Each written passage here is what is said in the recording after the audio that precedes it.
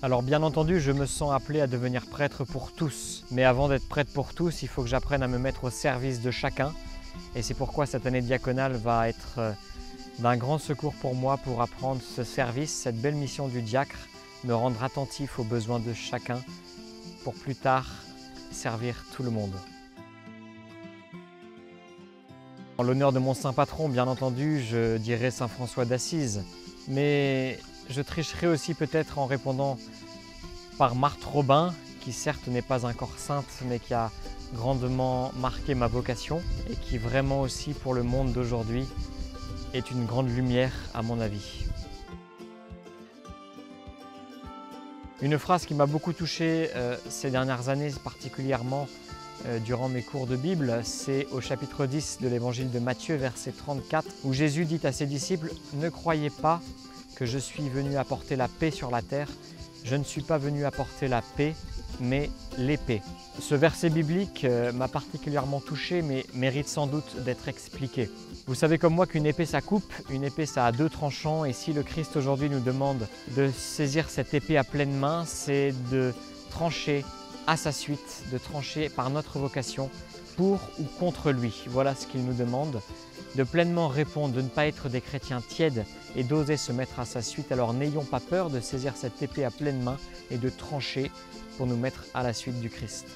Alors je m'appelle François Bouchard, j'ai 27 ans et je suis un tout jeune diacre ordonné le 23 juin 2019 pour le diocèse d'Autun-Châlons-Mâcon en Bourgogne, mais après avoir passé 7 ans de formation ici à Toulon depuis ma propédeutique à la Castille. Je suis le dernier d'une famille de 7 enfants, ma sœur aînée est religieuse à Paris dans les maternités catholiques et mes 5 autres frères et sœurs sont mariés avec de nombreux neveux et nièces.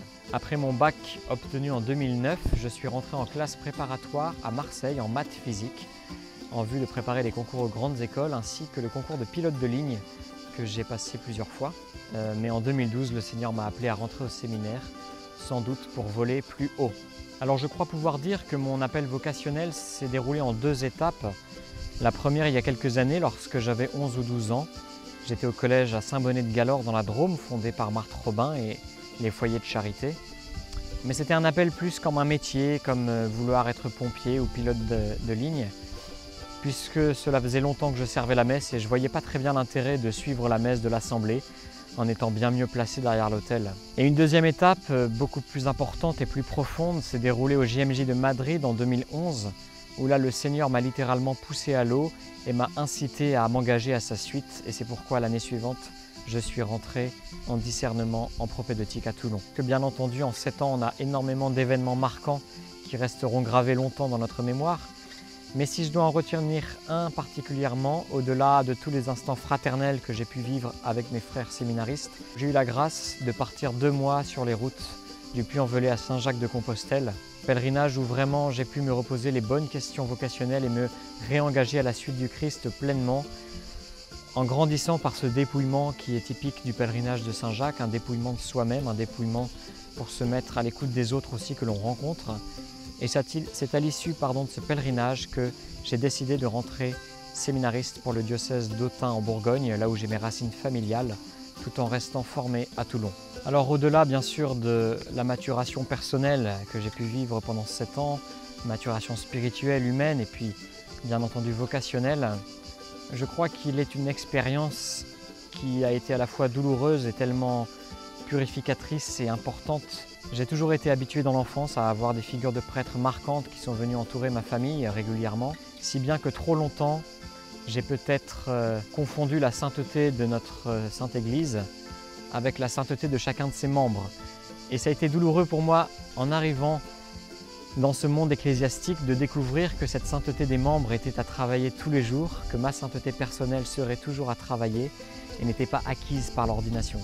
Et c'est ça qui m'a été le plus dur, sans doute au séminaire, mais tellement aussi important pour pouvoir pleinement m'investir et m'engager derrière le Christ sur un chemin de sainteté qui ne sera terminé que face à Dieu au ciel.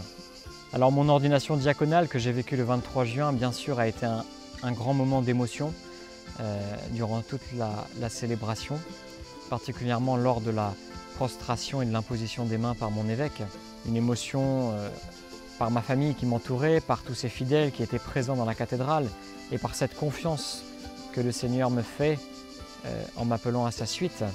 Et un autre sentiment né conjointement au premier, c'est un sentiment paradoxal d'être à la fois toujours le même humainement et puis de se sentir radicalement changé, transformé par le Seigneur, par le sacrement de l'ordre, et qui aujourd'hui me fait prendre conscience d'être responsable et de devoir être ce témoin fidèle de la confiance que le Seigneur me fait en m'ordonnant et en me faisant diacre à sa suite, et de me mettre au service de sa parole et au service du monde entier. Alors je vous demande de prier pour vos diacres, priez pour vos prêtres, priez pour vos évêques, priez pour notre Sainte Église, priez pour que chaque baptisé n'ait pas peur de trancher avec le glaive du Christ, n'ait pas peur de choisir la suite du Christ, de se mettre à son service dans la confiance pour le salut du monde et la gloire de Dieu.